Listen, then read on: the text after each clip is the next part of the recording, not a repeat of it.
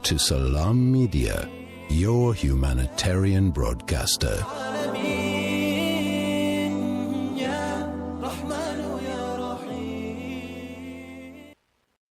Welcome back, and in the next 5 minutes, as we wrap up the show this morning, we're talking with Dudula, President of Operation Dudula, and this is regarding the death of at least 2 school children after allegedly eating snacks from a Spaza shop.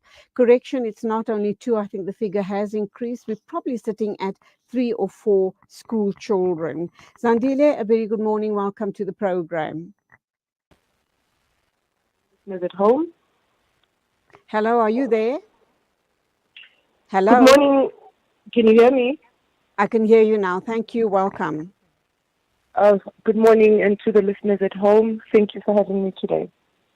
What's your response regarding the story around the death of a couple of school children after allegedly eating snacks from Spaza shops? You know, it's very sad that we have to lose lives on the hands of foreign nationals. After 3 years, Operation Dudula has been on the ground, trying to alert the government that there is something wrong within our communities. We're having a lot of Spaza shops. All the township economy is in the hands of foreign nationals. But now currently, what we have also learned is that there are also drug issues that are involved in those Spaza shops. In 2021, when Operation Dudula started, the very first operations that we did was raiding these Spaza shops. And what we have found is that at that time, we did not really know that the goods were counterfeit, but we knew that they were expired goods.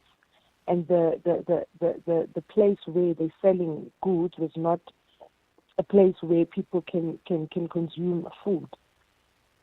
You know, there was a time when we got a bucket of urine. We could tell that the smell, it means the urine has been there for about 3 days or so. And, you know, we spoke to the guy and asked him, why are you not cleaning the place? But he obviously couldn't even speak a proper English. He couldn't even speak African language. So we couldn't actually communicate to the guy. But the law enforcement agency was so against us. We've been labeled as an xenophobic vigilante group.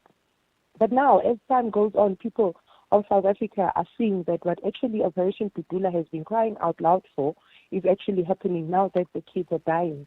It's not only 3 children that are dead. The number keeps increasing on a daily basis.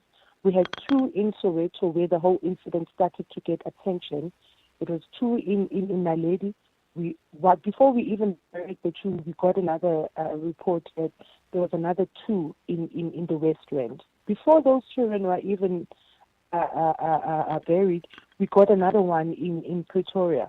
And, you know, kids are now getting sick each and every day. We've learned that also in Tepisong, we have 2 kids that haven't been buried as yet that have also passed on in the last week.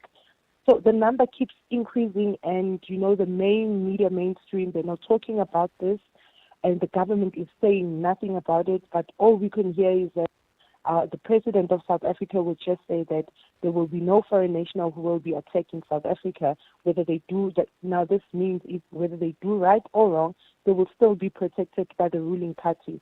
But it's just unfortunate that we have a very arrogant government that will not listen to its people, but rather do the things the way they feel like it's right and correct for themselves.